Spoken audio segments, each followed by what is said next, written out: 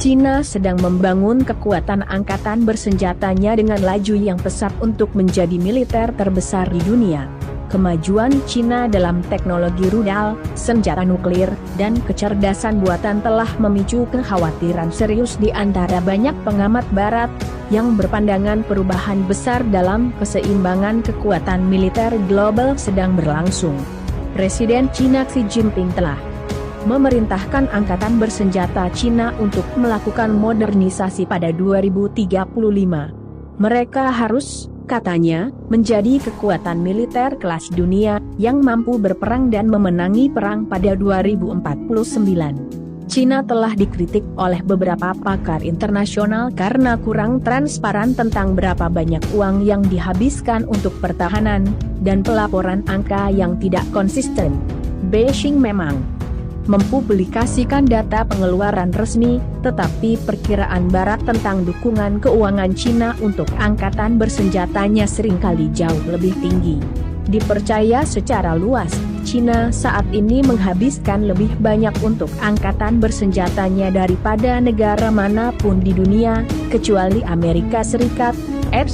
Pertumbuhan anggaran militer Cina telah melampaui pertumbuhan ekonomi secara keseluruhan selama setidaknya 1 dekade, menurut Pusat Studi Strategis dan Internasional di Washington.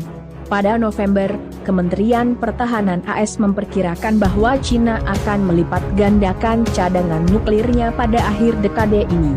Cina, katanya, kemungkinan berniat untuk memiliki setidaknya 1.000 hulu ledak pada tahun 2030.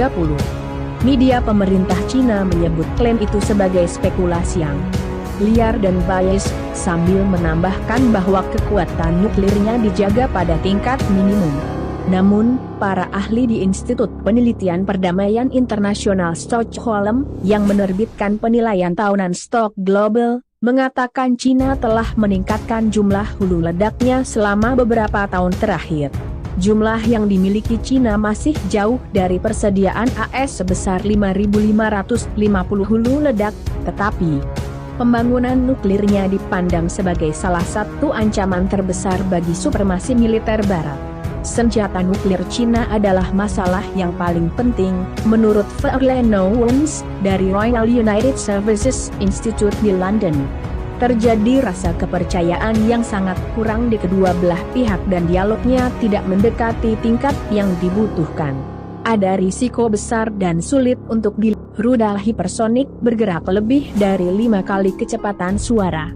Mereka tidak secepat rudal balistik kelintas benua, tetapi mereka sangat sulit untuk dideteksi saat terbang sehingga membuat beberapa pertahanan udara tidak berguna. Cina memahami bahwa mereka tertinggal jauh, jadi mereka mencoba membuat terobosan besar untuk melompati kekuatan lain, menurut Zenol Oni dari King's College London.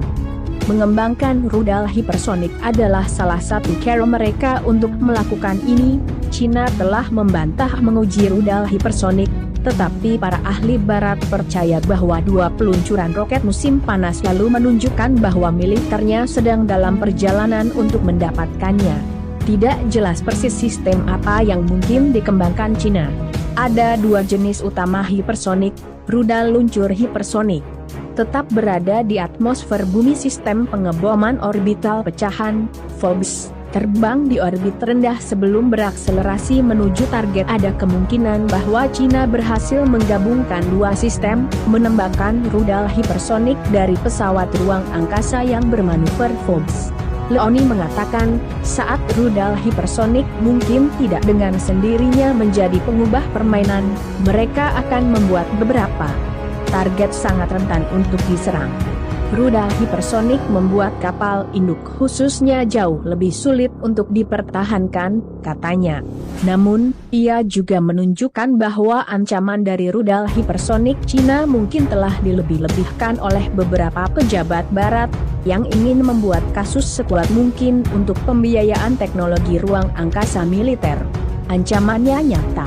Namun, mungkin saja ini dilebih-lebihkan.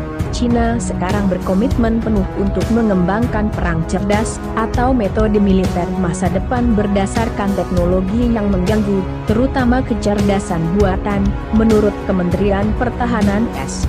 Akademik Ilmu Militer Cina telah diberi mandat untuk memastikan hal ini terjadi, melalui fusi sipil militer, dengan kata lain menggabungkan perusahaan teknologi swasta Cina dengan industri pertahanan negara. Laporan menunjukkan bahwa Cina mungkin sudah menggunakan kecerdasan buatan dalam robotika militer dan sistem panduan rudal, serta kendaraan udara tak berawak dan kapal angkatan laut tak berawak. Cina telah melakukan operasi siber skala